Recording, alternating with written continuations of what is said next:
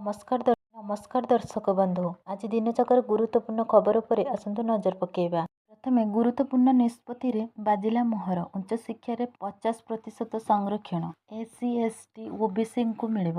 ଓଡ଼ିଶାର medical, engineering ଏବଂ ଅନ୍ୟାନ୍ୟ ଉଚ୍ଚଶିକ୍ଷା ଓ ପ୍ରଯୁକ୍ତି ବିଦ୍ୟା ଶିକ୍ଷା ପାଠ୍ୟକ୍ରମ କ୍ଷେତ୍ରରେ ଅନୁସୂଚିତ ଜାତି, ଅନୁସୂଚିତ ଜନଜାତି ଏବଂ ପଛୁଆ ବର୍ଗମାନଙ୍କ ସଂରକ୍ଷଣ ବ୍ୟବସ୍ଥାରେ ପରିବର୍ତ୍ତନ କରାଯାଇଛି।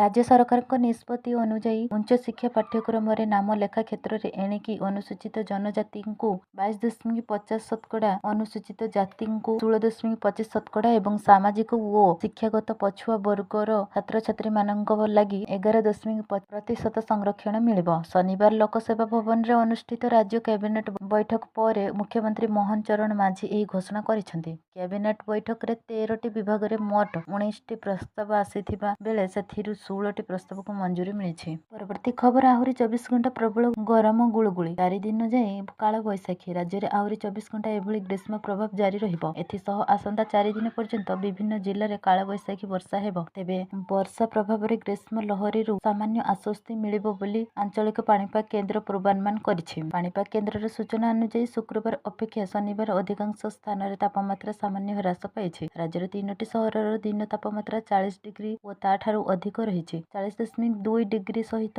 ତାଳଚେର ସର୍ବାଧିକ ଉତ୍ତପ୍ତ ସହର ପାଲଟିଥିବା ବେଳେ ଝାରସୁଗୁଡ଼ା ଓ ପାରଳାଖେମୁଣ୍ଡିରେ 40 ଡିଗ୍ରୀ ରହିଥିଲା। ଅପରପକ୍ଷେ ଶନିବାର କଟକ, କେନ୍ଦ୍ରାପଡ଼ା ଜିଲ୍ଲାର ରାଜନଗର, ଯାଜପୁର ଜିଲ୍ଲାର ଚଣ୍ଡିଖାଲ ସମେତ ରାଜ୍ୟର କେତେକ ସ୍ଥାନରେ କାଳବୈଶାଖୀ ବର୍ଷା ହୋଇଥିଲା। ଗଞ୍ଜାମ, ଗଜପତି ଏବଂ ରାୟଗଡ଼ା ଜିଲ୍ଲାରେ ଘଡ଼ଘଡ଼ି ସହିତ ପ୍ରବଳ ବର୍ଷା ନେଇ ୟେଲୋ ୱାର୍ଣ୍ଣିଂ ଦିଆଯାଇଛି। ଏହି ସମୟରେ ପବନର ବେଗ 40ରୁ 50 କିମି ରହିବ। ପରବର୍ତ୍ତୀ ଖବର ଔଷଧ ଉପରେ 100% ଟାରିଫ ଘୋଷଣା କଲେ ଟ୍ରମ୍ପ, ଭାରତୀୟଙ୍କୁ ଝଟକା। ଟ୍ରମ୍ପ ପ୍ରଶାସନ ସ୍ପଷ୍ଟ କରିଛି ଯେ ଆମେରିକା ମଧ୍ୟରେ ଉତ୍ପାଦନ କରିବା ପ୍ରତିଶ୍ରୁତି ଦେଉଥିବା କମ୍ପାନୀଗୁଡ଼ିକ ପ୍ରାରମ୍ଭରେ 20% ଶୁଳ୍କ ସମ୍ମୁଖୀନ ହେବେ। ତଥାପି ଯେଉଁ କମ୍ପାନୀଗୁଡ଼ିକ ଆମେରିକାର କାରଖାନା ପ୍ରତିଷ୍ଠା କରନ୍ତି ନାହିଁ କିମ୍ବା ପ୍ରଶାସନ ମୂଲ୍ୟ ନିର୍ଣ୍ଣୟ ସର୍ତ୍ତାବଳୀରେ ରାଜି ହୁଅନ୍ତି ନାହିଁ ସେମାନଙ୍କ ଉପରେ ତୁରନ୍ତ 100% ଟିକସ ଲାଗୁ ହେବ। ଏପ୍ରିଲ 2ରେ ଜାରି ଏକ ବିବୃତ୍ତିରେ ହ୍ୱାଇଟ୍ ହାଉସ ନିଶ୍ଚିତ କରିଛି ଯେ ଏହି ପର୍ଯ୍ୟାୟରେ ଜେନେରିକ ଔଷଧ ଉପରେ କୌଣସି ଅତିରିକ୍ତ ଶୁଳ୍କ ଲାଗୁ କରାଯିବ ନାହିଁ। ଭାରତର ମୋଟ ଔଷଧ ରପ୍ତାନିର 34% କେବଳ ଆମେରିକା ପାଇଁ ଅଟେ। 2025 ଆର୍ଥିକ ବର୍ଷରେ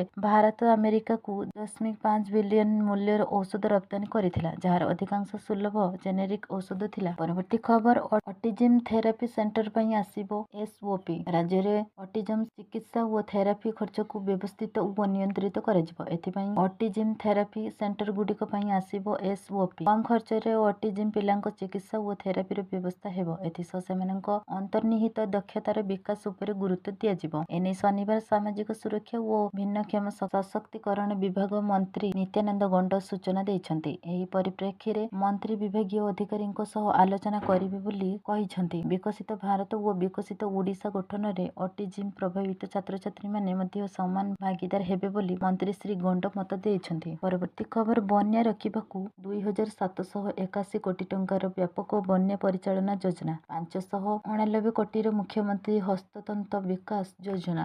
ରାଜ୍ୟରେ ବନ୍ୟା ଦ୍ୱାରା କ୍ଷୟକ୍ଷତିକୁ ହ୍ରାସ କରାଯିବ। ଏନେଇ ରାଜ୍ୟ ସରକାର ନୂଆ ଯୋଜନା ଆଣିଛନ୍ତି, ଯାହାକୁ ରାଜ୍ୟ କ୍ୟାବିନେଟ ଅନୁମୋଦନ କରିଛି। 2,781 କୋଟି ଟଙ୍କାର ବ୍ୟାପକ ବନ୍ୟା ପରିଚାଳନା ଯୋଜନା ପ୍ରସ୍ତୁତ ହୋଇଛି। ଏହି ଯୋଜନା ଆସନ୍ତା 5 ବର୍ଷ ମଧ୍ୟରେ ଲାଗୁ ହେବ। ସେହିପରି ମୁଖ୍ୟମନ୍ତ୍ରୀ ହସ୍ତତନ୍ତ ବିକାଶ ଯୋଜନାରେ 5 ବର୍ଷ ମଧ୍ୟରେ ମୋଟ 589.10 କୋଟି ଟଙ୍କା ଖର୍ଚ୍ଚ ହେବ। ଏହି ଯୋଜନାରେ କର୍ମଶାଳା ନିର୍ମାଣ, ଭିତ୍ତିଭୂମି ବିକାଶ, ଦକ୍ଷତା ବିକାଶ, ପ୍ରଯୁକ୍ତି ବିଦ୍ୟାର ପ୍ରୟୋଗ ବିପଣନ ନିମନ୍ତେ ପ୍ରୋତ୍ସାହନ, ବ୍ରାଣ୍ଡ ନିର୍ମାଣ, ଭୌଗୋଳିକ ସୂଚକାଙ୍କ ଓ ପ୍ରସାର, ପ୍ରଚାର, କଞ୍ଚାମାଲ ବ୍ୟାଙ୍କ, ସୂଚନା ପ୍ରଯୁକ୍ତି ଏବଂ ନୂତନତ୍ୱ, ମୁଖ୍ୟମନ୍ତ୍ରୀ ବୁଣାକାର ସମ୍ମାନ ପ୍ରଦାନ କରାଯିବ। ପରବର୍ତ୍ତୀ ଖବର ଆରମ୍ଭ ହେବ ମୁଖ୍ୟମନ୍ତ୍ରୀ ଅନ୍ନପୂର୍ଣ୍ଣା ଯୋଜନା। ଅଧିକ 5 କେଜି ଚାଉଳ ପାଇବେ ହିତାଧିକାରୀ। ଜାତୀୟ ଖାଦ୍ୟ ସୁରକ୍ଷା ଆଇନ ଏବଂ ରାଜ୍ୟ ଖାଦ୍ୟ ସୁରକ୍ଷା ଯୋଜନାର ହିତାଧିକାରୀ ଏଣିକି ଅଧିକ 5 କେଜି ଲେଖାଏଁ ଚାଉଳ ପାଇବେ। ଶନିବାର କ୍ୟାବିନେଟ ବୈଠକ ଶେଷ ହେବା ପରେ ମୁଖ୍ୟମନ୍ତ୍ରୀ ଗଣମାଧ୍ୟମକୁ ପ୍ରତିକ୍ରିୟା ଦେଇ କହିଛନ୍ତି, ରାଜ୍ୟରେ ଖାଉଟିଙ୍କୁ ସେମାନଙ୍କ ଆବଶ୍ୟକତା ଅନୁଯାୟୀ ଚାଉଳ ଉପଲବ୍ଧ କରାଇ ଖାଦ୍ୟ ସୁରକ୍ଷାକୁ ଅଧିକ ସୁଦୃଢ଼ କରିବା ଉଦ୍ଦେଶ୍ୟରେ 2026-27 ଆର୍ଥିକ ବର୍ଷ ପାଇଁ ମୁଖ୍ୟମନ୍ତ୍ରୀ ଅନ୍ନପୂର୍ଣ୍ଣା ଯୋଜନା ମାଧ୍ୟମରେ NFSA ଏବଂ